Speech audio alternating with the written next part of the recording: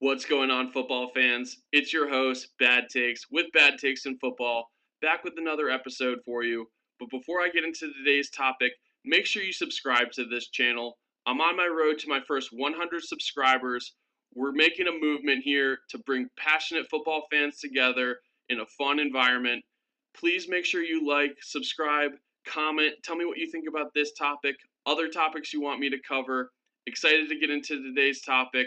So let's get started. So today we're going to be talking about TREY Hendrickson. Now, if you weren't paying attention to the news yesterday, Tom Pelissero broke that the Bengals are now finally listening to trade offers for star edge rusher TREY Hendrickson. Now, why is this a big deal? First and foremost, TREY Hendrickson led the NFL in sacks last year with 17 and a half sacks. In the last 4 years, he's third in sacks, only behind Myles Garrett and TJ Watt, with a total of 70 and a half sacks over the last 4 years. Now, to put this in context, 17 and a half sacks, right? The Bengals totaled 36 sacks last year, which means that TREY Hendrickson was responsible for more than half of the sacks that the Bengals had in total. Now, to me, and probably to everyone here, you might be saying to yourself already, seems like a no-brainer.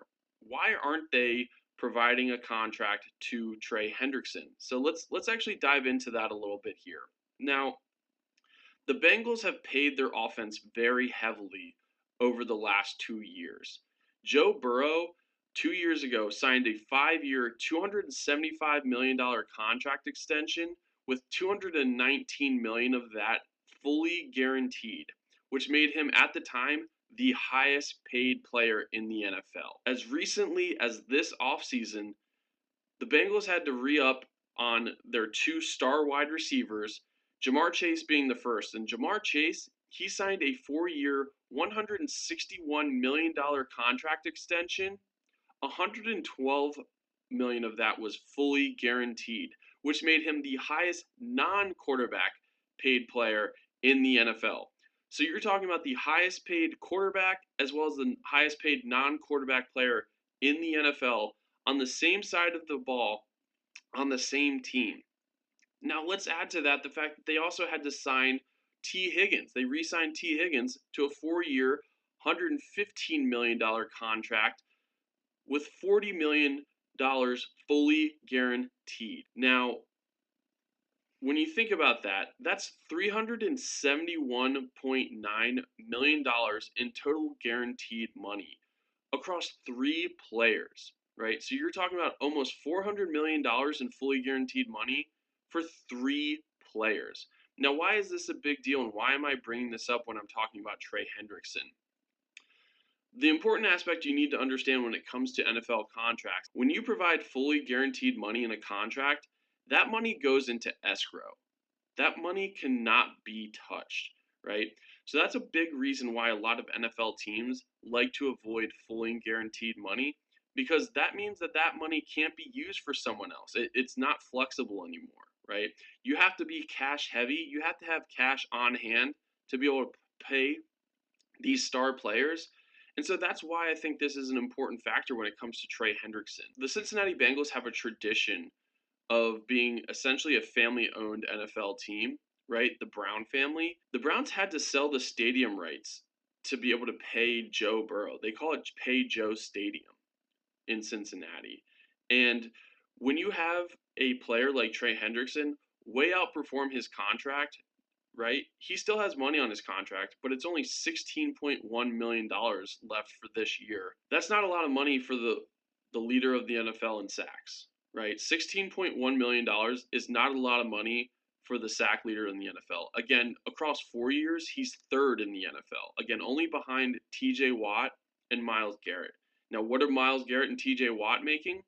Both of them got a $40 million a year deal this offseason. Myles Garrett got paid after having a trade request. He requested a trade, and the Browns said, "No, you don't. We're going to pay you." And then TJ Watt, he held out for a little bit in the beginning of the training camp, and he got his deal done, right? So he's now getting paid more than Myles Garrett, right?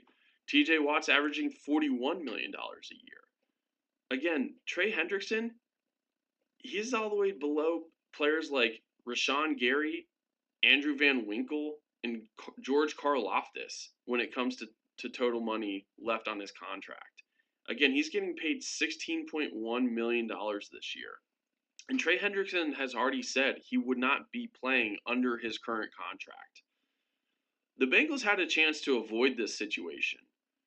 Last year, they told Trey Hendrickson they were going to handle his contract after the following year, right? They said, don't worry, we'll take care of you. Don't worry, we'll take care of you. We're at a point where Trey Hendrickson is saying, hey, now is the time. And so this is a point where the Bengals have offered contracts. From what I understand, the Bengals are offering pretty high money, but they're not offering a lot of fully guaranteed money after that first year. And that's a huge aspect to these players. I've talked about this before. NFL players now only look at their contracts as to what is fully guaranteed. For Trey Hendrickson, who is an older edge rusher, right? He's 31 years old. Guaranteed money is a big deal, and he wants multiple years fully guaranteed. And the Bengals are only really offering him one fully guaranteed year, from what I understand. And so that's a huge aspect of this deal that has caused the Bengals to essentially to say, all right, we're not going to be able to meet your needs when it comes to this contract. The Bengals are starting to listen to these trade offers. Now, there's a couple things I want to make sure to also bring up when it comes to this. The Bengals can't afford to trade Trey Hendrickson. They can't afford to let him go. Joe Burrow had a near perfect year last year. If the Bengals made the playoffs last year, one, it would have been because of Joe Burrow. The other player would have been because of Trey Hendrickson. Trey Hendrickson was their entire defense last year. And if you let him walk, you're now depending on a rookie edge rusher like Shamar Stewart to be that guy. I think he's going to be a great player, but he's not going to have the impact they need in order for the Bengals to be a playoff team, in my opinion. You're expecting Joe Burrow to play at an extreme MVP level this year without an edge rusher like Trey Hendrickson. So for me, you cannot let Trey Hendrickson walk. I understand that the Bengals might be cash strapped, right? This is probably a huge part of it. They don't have the Denver Broncos Walmart money, right? They don't have the Hunt money of the Kansas City Chiefs. They don't have that sort of cash heavy ownership. And so that's a challenge for the Cincinnati Bengals. And essentially what this is causing is for them to really be a one-sided team. Now let's look at the teams that he could potentially go to. So the top 5 teams when it comes to cap space are the Patriots, the Lions, the 49ers, the Cardinals, and the Raiders. Now, to me, he makes 4 of those 5 teams playoff contenders almost immediately. The Patriots, could you see Mike Vrabel being able to have a weapon like Trey Hendrickson coming off the edge? That would be a huge addition to that Patriots team. He's building a culture there, and Trey Hendrickson seems to me like a guy that would be a perfect fit in that culture. The Lions, imagine Aiden Hutchinson and Trey Hendrickson lining up against your offensive line every single week. That would be a nightmare, right? Aiden Hutchinson and Trey Hendrickson together would make that defense just as explosive as their offense was last year, in my opinion. And the 49ers, Nick Bosa having Trey Hendrickson on the other side, who do you double there, right? Who do you actually pay attention to on the offensive line? They were a playoff team going into this season already, the 49ers. They had a lot of injuries last year, which really hurt them. But I see them as a playoff team. If they were to add Trey Hendrickson, you're now thinking about the Super Bowl. And then the Raiders, right? Max Crosby on the edge, right? Imagine pairing Max Crosby with Trey Hendrickson. Combining Max Crosby with an edge rusher like Trey Hendrickson would be huge for the Las Vegas Raiders. Wherever Trey Hendrickson ends up, I think he's going to have a major impact, and I think the Cincinnati Bengals are going to regret this. I really don't see Trey Hendrickson playing another snap in Cincinnati, sadly. Once a team acknowledges that they're hearing trade talks, generally that's the means to an end, and they are looking to find a suitor. Before that, generally they're saying, nope, not going to trade him. Nope, not going to trade him. That's been the conversation really up until yesterday. And so for the team to finally acknowledge they're listening to trade offers really tells me that the Bengals don't see a way for them to be able to pay Trey Hendrickson what he's going to be paid, what he wants to be paid. And I think they believe him. I see Trey Hendrickson week 1 in a different uniform.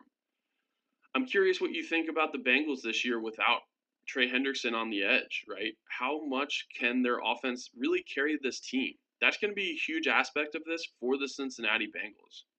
I'd also love to know, what does Joe Burrow think about this? Joe Burrow felt a lot of that stress last year. You could tell he was carrying a huge weight on his shoulders through his press conferences. He wasn't necessarily saying it out loud, but you could tell he wasn't happy with how that defense was playing. He said in a press conference, "I have to play near perfect." And now without Trey Hendrickson, you have to play perfect, Joe. In order for this team to make the playoffs, Joe Burrow is going to have to play a perfect game almost every single game. And to me, that is why the Bengals are not going to be a playoff team this year. This is a really sad situation. I wish the best for Trey Hendrickson, and I feel bad for players like Joe Burrow, who, again, he signed a big deal. I'm sure he's really happy with that money. But Joe Burrow is a competitor. He wants to win. And the Bengals aren't helping him in that perspective. So I'm curious to see what happens here. Let me know what you think. This is all I got for you today from Bad Takes. This is Bad Takes in Football. Thank you again for watching. Don't forget to subscribe. Make sure you like, comment, tell me other topics you'd like me to discuss. I hope you all have a great day.